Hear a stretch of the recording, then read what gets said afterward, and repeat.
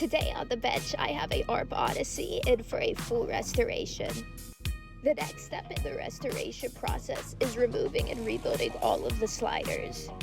I start by first disassembling and removing all of the panel boards from the synth. I then carefully remove one of the sliders.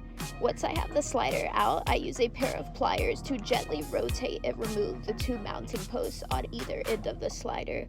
Once I got the slider open, I inspected it and it was covered in a green and black buildup. This buildup prevents the slider from being able to slide freely, as well as prevents the contacts from making connection, resulting in a non-functional slider. But luckily, you can remove this buildup and refurbish all of the original sliders.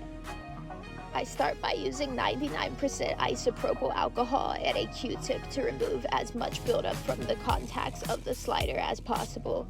After that, I then use a fine grit sandpaper to remove the remaining buildup before re-lubricating the slider head and reassembling and reinstalling the slider back into the board.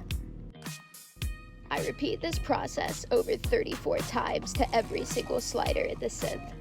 If you enjoyed today's video, I have the first part of this restoration up on my Instagram now, showing the process of rebuilding the keybed as well as the power supply.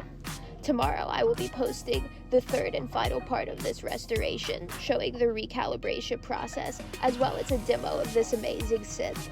I post a wide variety of musical instrument repair content weekly, so if you enjoyed today's video, please be sure to like and follow for more.